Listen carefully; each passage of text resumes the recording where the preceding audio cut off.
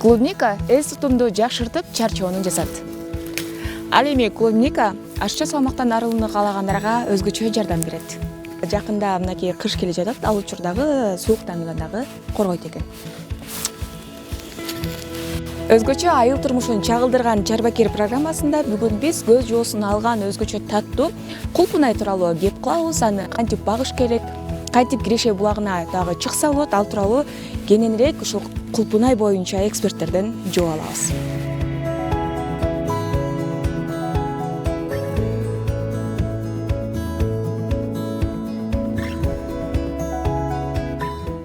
Бардыгы сүйүп жеген кулпунайдын кантип багылышы тууралуу, кантип аны туура өстүрүү керектигин бүгүн биз толук кандуу маалыматтарды алабыз. Клубника Кыргызстан агрокомплекси кантип ачылып калган, эмне үчүн ушул кулпунайды өстүрүүнү чечтиңиздер деген суроону Нурбек байкемден жооп алгым келип турат. Келиңиз.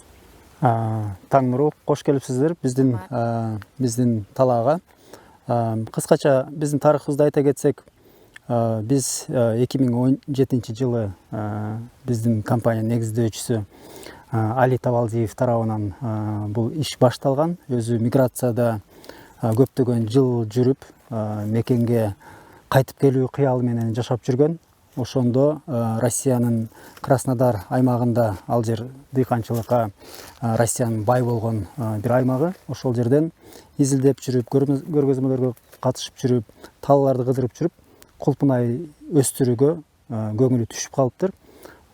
Ушундай кулпунайды Кыргызстанда да өстүрсөк болобу экен деген суроо менен мындай эксперимент түрүндө көчөттөрдү алып келип, өзүнүн талаасында өстүргөндөн кийин жыйынтыкка жеткенде буну Кыргызстанда да кылсак болот экен. Ушуну менен Кыргызстандын айыл чарбасын өнүктүрүп, аны менен бирге миграция маселесин дагы кыскартканы жетишсек болот экен деген тыянакка келип, көзү жетип, кулпунайды өстүрүү тажрыйбасын ачыктан ачык соцсеттер аркылуу, өзүнүн каналдар аркылуу талаасына келген кишилерге бүт тажрыйбасын ачык көрсөтүп, бөлүшүп башталган нерседен улам азыр ушул күнгө келип жатабыз. Ошондо 2017 жылы башталган нерсе 2022 жылга келип, Клубника Кыргызстан компаниясы түптөлүп, анын артынан агрокомплекс түптөлүп, азыркы кезде Кыргызстан боюнча биздин 10 кеңсебизде 20дан ашуун агрономдор биздин дыйкандарга кеңеш берүүнүн үстүнөн иштеп келишет. Интенсивдүү ыкма деген эмне десек, бул кулпунайды кадимкидей эле могул жаңы технология менен тамчылатуу системасы менен жана пленканын астында өстүрүп, Европанын жана Американын алдыңкы кулпунайдын сортторун өстүрүп, жогору түшүм алуу деп эсептесек болот. Өзүңүз айтып калдыңыз, 2017 жылы ачылса, 2022 жылы бул компания болуп ачылганга да жетишкен. 5 жылдын ичинде ушундай бир ийгиликке жетип жатса, анда бир 7-8 жылдын тактап айтканда 2025 жылдын эсебинен кандай ийгиликтерге жете алдыңыздар? Негизи эле азыр клубника тарабы ушунчалык өнүгүп жатабы? Эмнегедир буну эккен кишилер көп, 2017 жылдары 5-10 гектардын тегереги болсо, азыр 2000 гектардан ашты. Бул эмненин көрсөткүчү? Бул деген кулпунайдын кирешелүүлүгүнүн көрсөткүчү. Жөнөкөй эле 10 сотканы ала турган болсок, 10 сотка жерге 5000 көчөт батат экен. Ал жерге даярдап, ал жерде эгүү үчүн бир 150 миңден 200 миңге чейинки каражат кетет. Экономикалык жагынан алып карасак, бул чыгашаны бир жылда актаса болот. Анткени 10 соткадан 5000 көчөт тигилсе, ал жерде 200-300 грамм тегерегинде бир түптөн түшүм алса болот. Ал деген 10 соткадан 1 тоннадан 1,5 тоннага чейин киреше алса болот. Анан сатуу баасын айтсак, 150 сомдон 200 сомго чейин 1 килограмм сатса болот. Интенсивдүү ыкманын өзгөчөлүгүн айтып кетсек, бул биз Европанын жана Американын сортторун тигип атабыз деп атпайбызбы? Бул көлөмү жагынан сиз байкагандай чоң-чоң. Эң артыкчылыгы көлөмү, кооздугу бар. Ошону менен бирге, мисалы, Россияга же Казакстанга фура менен салса, ушул калыпта жетип барганы өзүнүн мындай өзгөчөлүгү бар да. Ошондуктан, мисалы, бизде өндүрүлгөн кулпунайдын, малинанын эң ири алуучулары бул Россия жана Казакстан. азыр эле Россиянын жана Казакстандын базарларында Кыргызстандын кулпун айы деген бир бренд эле жаралып калган да. Кыргызстандын кулпун айы деп туруп сүйүнүп эле алышат. Анткени биздики даамдуу жана мындай чыттап көрсөң эле ароматы бар.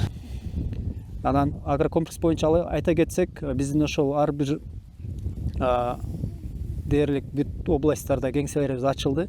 10 филиал иштеп атат. Кыш убагында жана дыйкандар көбүнчө бош отуруп калат эмеспи? Ошо онлайн жана офлайн сабактарды өткөрдүк. Көчмөн агро сабактарды өткөрүп, Кыргызстанды жыл сайын кеч күздөн кыш бою тегеренип, ал жерде айыл чарба министрлиги менен тыгыз иштейбиз. Алар дыйкандарды чогултуп, уюштуруп беришет. Биз ал жерге келип акысыз сабактарды бөлүшүп кетебиз. Банкрот болуп калуунун бир нече фактору бар. Бул биринчиден биз дыйкандар жаңы баштап атканда айрыкча жер тандаганда жерди туура тандагыла дейбиз. Жердин анализин алыш керек. Жердин анализин алганда жердин канчалык кубаттуулугун көрсөтүп берет. Бизде лабораториялар бар. Ал жерде канча азот бар, канча калий, канча фосфор бар жана канчалык гумустуулугун көрсөтөт. Ушул 4 фактор кулпун айдын негизи ошол жерде канчалык жакшы өсүшүнүн, ийгиликке канчалык жетиштин бир фактору. Ошол үчүн биринчиси жер тандоо. Жер начар болсо, тилекке каршы ал жака киргизген акчаңыздар чыкпай калышы мүмкүн. Экинчиси бул билим алуу керек. Кулпун айды өстүрүп атсак, ошонун сабактарына катышыш керек, китептерин окуш керек, биздин агрономдордон кеңеш алыш керек. Үчүнчү нерсеси сөзсүз түрдө сорт тандоо дагы бизге байланыштуу. Ошол жерге, ошол климатка жарашкан сорт тандап алышыбыз керек. Азыр Кыргызстанда 10дон ашык сорттун түрү бар. Ал ар бир сортту, мисалы биздин агрономдорго келсе, сиздин жериңизге, сиздин климатыңызга бул сорт жакшы экен деп кеңеш берип кете алышат. Өтө ысык жерлерге ремонтантный сорттор деп коет. Аларды көп деле тигүү сунушталбайт. Ал жерге эрте бушарлар сунушталат. Бирок эгер тигип калган болсо, үстүнө сөз сетка тартып, көлөкөлөтүү да чараларын көрүш керек. Анан эми төртүнчүсү, эмне учурда банкрот болуп калышы мүмкүн, бул эми бизге байланыштуу эмес болгон бул базардын баасы. Ал жер базар баасы деген негизи биз экспортко чыккан үчүн Кыргызстанда өндүрүлгөн кулпун айдын бир 80% экспортко кетет. Эгер алуучу тарап Россияда же Казакстанда баалар төмөн болсо, тилекке каршы биздин дыйкандарыбыз каалаган кирешени таппай калышы мүмкүн. Негизи бирөөгө билим бергенде мурда адам өзү да көбүрөөк билимге ээ болуш керек. Анан сиздер дыйкандарга билим берип атып, өзүңүздөр дагы мындай тажрыйба алмашуу максатында башка өлкөлөр менен тыгыз байланышасыздарбы? Сөзсүз. Биз биринчиден Клубника Кыргызстан компаниясы алдыңкы Европанын питомниктери менен кызматташат. Италиянын, Голландиянын, Испаниянын ал жердеги селекционер агрономдору бар да, ошол көчөттөрдү чыгарган. Биз ошолор менен жылда алардын специалисттерин бул жака алып келип, дыйкандар менен көрүштүрүп, сабактарды өтөбүз, тала күндөрүн уюштурабыз. Анан биздин өзүбүздүн агрономдор алардан түздөн-түз билимдерин алып турушат. Билимибизди тереңдетиш үчүн биз бул жакта Кыргыз-Түрк Манас университети менен кызматташабыз. Ошондой эле ошол биздеги Кыргыз-Түрк Манас университети жана улуттук агрардык университеттин бүтүрүүчүлөрүн жумушка алабыз. Ошо бизде 20дан ашуун агроном иштеп атат деп атпайбызбы? Ошонун баары ошо ийгиликтүү бүтүргөн, арасында магистратурасы же болбосо докторантурасы дагы бар адистер бар.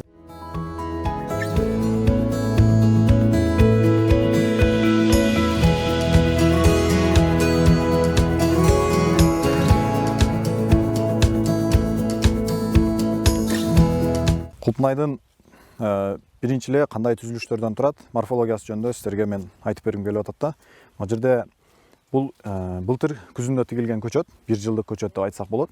Негизи кулпун ай жаңы баштаганда монондой болгон бир көчөттөн отургузушат. Муну мисалы жерге, топуракка сая турган болсоңуз, ошол топуракта бул өзү тамырын чыгарат дагы, ушул жерден жаңы көчөт пайда болот. Бара-бара бул кулпун ай көчөтү өсүп отуруп, монондой болгон көптөгөн каптал органдарды пайда кылат. Булар вегетациялык, ошол биз рожок деп айтып коебуз. Капталдарынан жаңы өсүүлөрү дайыма болуп турат да. Эми бул жерде эң маанилүү нерсе, мисалы мынол былтыр күзүндө тигилген дедик, 5 ошондо бир жылдын ичинде 1 2 3 4 5 6 даана моондой болгон каптал рожокторду пайда берип атат да. Бул көрдүңүздөрбү, бир эле тамырдан, бир эле тигилген көчөттөн биз 6 даана тамырды бир жылдын ичинде алууга мүмкүн. Ошол эле учурда култунайдын тамыр астын бөлүгү мына жерде чоң болгон 20-30 сантиметрге чейин узаган чачы тамырлары болот. Андан сырткары жер үстүнкү бөлүгүндө жалбырактары, негизги өсүү рожоктору деп айтабыз. Андан сырткары моондой болгон култунайдын дайыма ошол вегетациялык көбөйүүсүнө жооптуу болгон булар мурутчалар деп коебуз. Бул мурутчалар аркылуу биз култунайды эң оңой жол менен көбөйтө алууга болот да. Бир көчөт бир сезондо бир 20га жакын ушундай мурутчаларды, каптал мурутчаларды берет. Буларды биз көбөйтө алууга мүмкүн. Бир даана рожок өзүнүн өмүрүндө мынол жерден 2 же 1 моондой гүл сабын чыгарат. Ар бир гүл саптын учунда 15-тен 20га чейин даана гүл болот. Бул деген сөз, сиз бир рожоктон болжол менен 15-20 штук мөмө аласыз деген сөз да. Ошондуктан биздин өсүмдүгүбүздө канчалык каптал рожоктору көп боло турган болсо, ошончолук бизде гүлдүн саны көп болот деген сөз. Бирок бул экинчи жагы дагы бар да бул нерсенин. Канчалык бизде ушул гүлдүн саны көбөйсө, ошончолук биздин түшүм дагы майдаланып баштайт. Ошондуктан бизде бир көчөттө эң идеалдуу деп айтканыбыз 60-тан 80 даанага чейин гүлдүн саны боло турган болсо, бизде эң жакшы сапаттагы култунайларды өстүрүүгө болот. Култунайда негизи дүйнө жүзүндө 3000ден ашык сорту бар да. Анан Кыргызстанга бүгүнкү күндө 15-тин тегерегинде сорттор келип атат. Негизи култунайдын сорттору экиге бөлүнөт. Бул кыска мөөнөттө түшүм берүүчү сорттор жана узак мөөнөттө түшүм берүүчү, же болбосо биз буларды ремонтанттык сорттор деп айтабыз да. Кыска түшүм берүүчү, кыска убакытта түшүм берүүчү сортторду Кыргызстанда көбүнчө күз айларында, август айларында отургузушат жана келерки жылы май айларында 1 айлык мөөнөттүн ичинде түшүм алышат. Бирок ошол 1 айлык мөөнөттүн ичинде аябай көп сандагы түшүм берет да. Ал эми ремонтанттуу сортторду күзүндө, кеч күзгө чейин отургузса болот, же болбосо эрте жазда отургузса болот. Буларды отургузгандан кийин алар 6-7 айга чейин түшүм берет. Мисалы, жазында, мартта, апрелде отургузсак, алар ошол июньдан баштап октябрдын бүгүнкү күнгө чейин түшүм берүүсүн улантып атат. Анан ар бир сорттун өзүнүн өзгөчөлүгү бар. Ар бир сорттун даамы бири айырмаланат. Андан сырткары мөмөсүнүн көлөмүндө, мөмөсүнүн түзүлүшүндө кээ бир сорттор болот, тоголок болот. Кээ бир сорттор узун болот. Кээ бир сорттор көп сандагы мөмө берет, кээ бир сорттор аз сандагы мөмө берет, бирок мөмөсү чоң болот да. Ошого жараша биз сортту тандоодо сөзсүз түрдө биздин өзүбүздүн жергиликтүү климатты эске алыш керек. Чүй облусунда мисалы көпчүлүк учурда ремонтанттуу сортторго басым кылып атышат. Эң жакшы биздин тажрыйбабызда агрокомплексте өстүрүлгөн жана эксперименттен ошол тажрыйбалардан көп сыноолордон өткөн сорттордон болуп эсептелген. Азыркы күндө мына Альбион, Кабрилла, Мурана, быйыл акыркы жылы, мисалы бул акыркы 2 жылдан бери биз Монтерей деген сорттон аябай жакшы түшүмдөрдү алып атабыз. Ушул сортторду көбүрөөк сунуштап атабыз да азыркы күндө. Ал эми жана жазында бир эле жолу түшүм берген сорттор, булардын ичинен эң мындай жоготууга учурабаган сорттордун бири бул Клери деген сортубуз бар. Аябай түшүмү жогору, анан ооруларга туруктуу болгон. Андан сырткары Альба, Азия, Африка деген бул дагы популярдуу сорттор болуп эсептелет. Азыркы күндө жана чет өлкөдөн келип бизде адаптациядан өткөн сорттордун көпчүлүгү өлчөмдөрү чоң болот да. Бирок өлчөмдөрү чоң болгон учурда аларды дарыга бышкан же болбосо аябай көп сандагы жанагы минералдык чечемчик берилген деп дагы ал туура эмес нерсе негизи. Мисалы ошол эле Европадан келген сортторду эгерде жерибиз күрдүү боло турган болсо, андан минималдык ошол жанагы дары дармектерди аз гана берсек деле, бирок көлөмү чоң болгон түшүмдөрдү алууга мүмкүн да. Биздин өзүбүздөгү жанагы майда берип аткан култунай көчөттөрүн деле эгерде жакшы шартта кайрадан чоңойто турган болсок, селекция тандап ала турган болсок, алар деле чоң бере алат да. Таттуулукту берген нерсе албетте бул сөзсүз түрдө климат да. Эгерде түнкүсүн салкын болуп, анан күндүз ысык боло турган болсо, жанагы түнкү күндүзгү температуранын айырмасы канчалык чоң болсо, култунайдын мөмөсүнүн даамы ошончолук таттуу болот. Ошондуктан жазында же күзүндө мисалы култунайлар жегенде аябай даамдуу болот да. Ал эми жайкы ысыктарда ошол даамы начарлап кеткендиги да ошондон болуп эсептелет.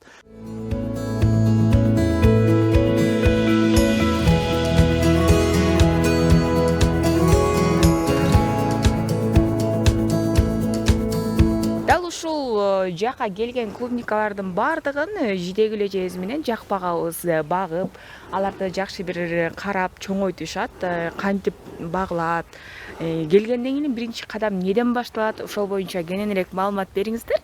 Сиздердин дагы эмгек бул жакта ушунчалык зор экенин көрүп турабыз.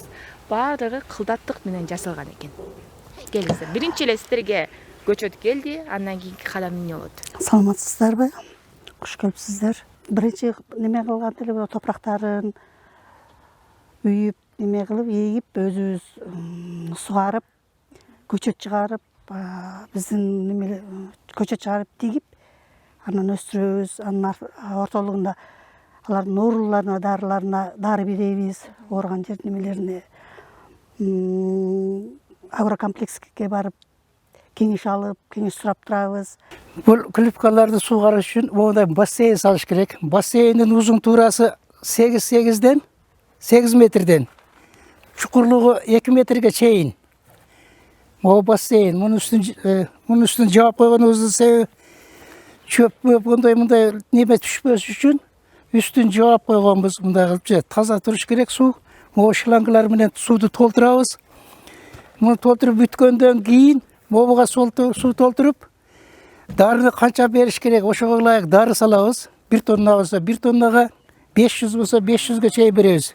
Бу жерде 3 бочка бар. 3 бочкага 3 дары салынат түрүнөн.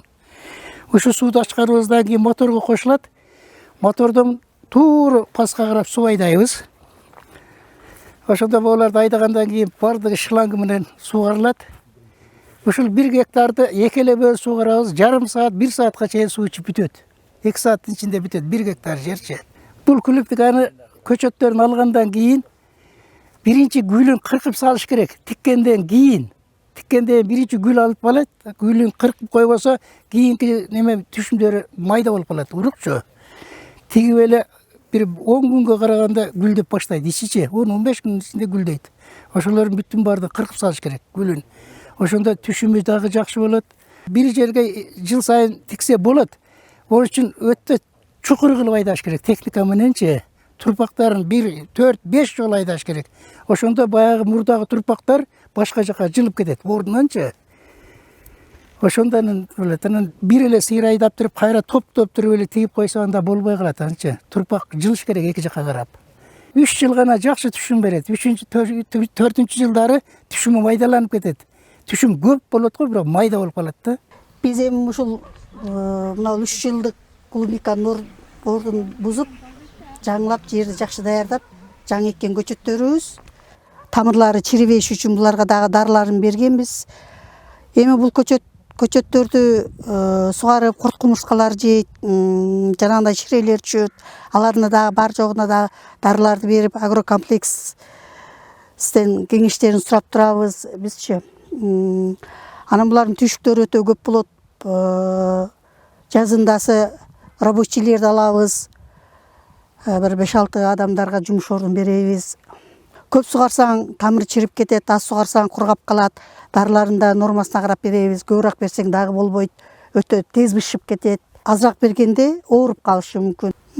Жазындасы булардын отоо чөптөрү болот. Өтө бышып кетет. Ошо бышкандарына рабочийлерди алабыз.